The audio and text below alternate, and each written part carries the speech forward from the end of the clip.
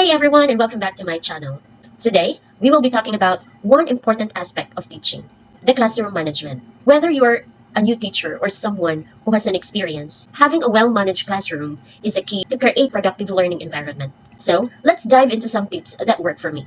First, decide what kind of role you want to portray.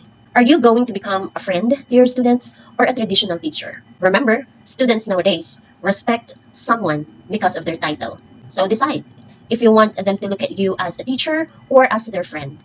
This decision will set the tone of your classroom. From my experience, it's important to strike a balance. You want to be approachable, but of course, you want to maintain the authority. My rule? Be friendly outside the classroom, but inside, they need to know that you are in charge. Tip number 2. Clear instructions and goals. When you are giving instructions, it's important to explain the reason behind those instructions. You need to explain the goal behind them. Why are these rules important? What are they supposed to achieve? If students understand the reason, the more they likely to follow them. Once you've explained it, make sure that you're clear with your rules and repeat it until they get it. Clarity is key. Always remind them. Tip number 3. Use numbers, gestures, and eye contact.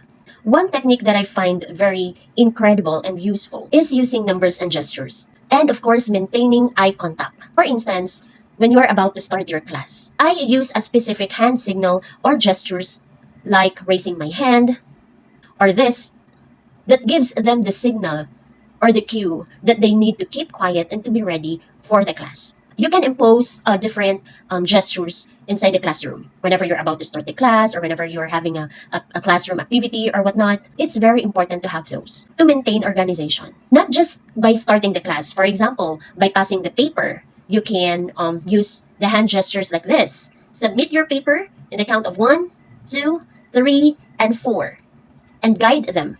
In 4, all the papers must be in front now. Okay? So that means they really need to follow you.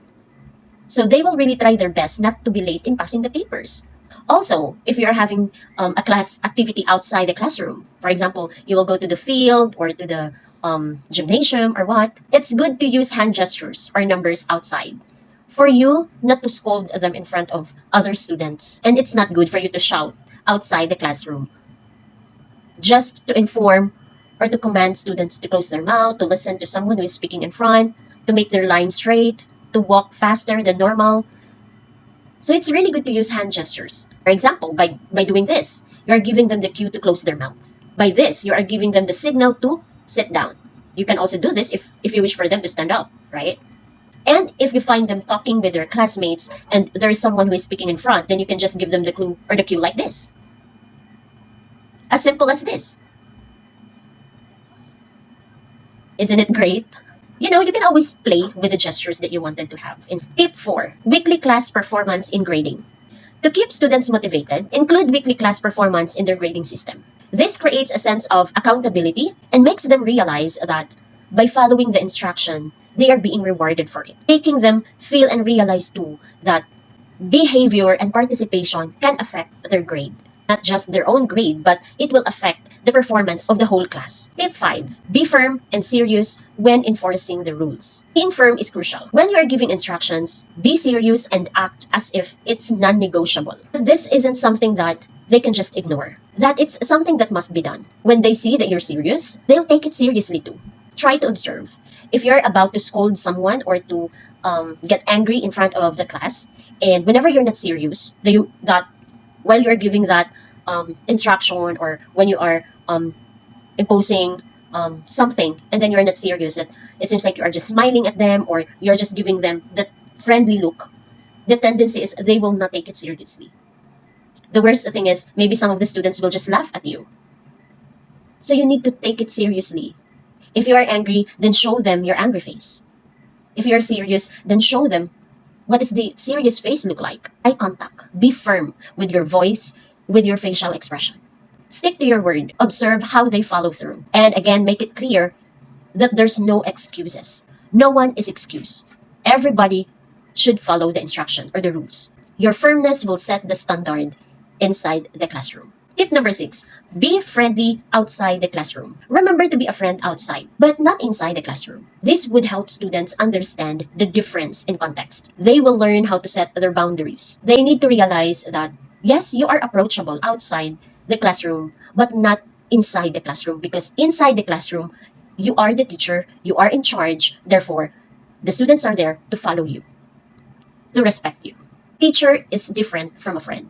You may hear other teachers that would say that they would prefer to become a friend than to act really as a teacher inside the classroom, for them to catch the attention of their students, to get close to their students. No, because as for my observation, those teachers who act or who wanted their students to treat them as a friend, they are those teachers who's not being respected by the students.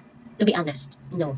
But when you set your boundaries, yes, outside the classroom, I am your friend, you can talk to me, anything, anything. But when inside the classroom, no, we're not a friend. I am your teacher, and you are my student.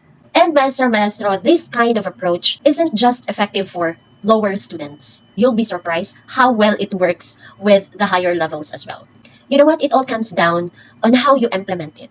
The key is in how you enforce it and how you maintain it. Be consistent. Do it, explain it again and again until they get it. Make them realize that if they will not get it, then you will repeat it again and again. Because this is not just a rule that can be ignored. The rules must be observed always. So, those are my top tips for classroom management. Remember, consistency is a key. The way you manage your class has a huge impact for your students to behave and learn. If you found this helpful, please don't forget to like, share, and subscribe for more additional tips like this. And let me know in the comment section, what strategies do you use in your classroom? I'd love to hear from you as well. Until next time, happy teaching! Bye!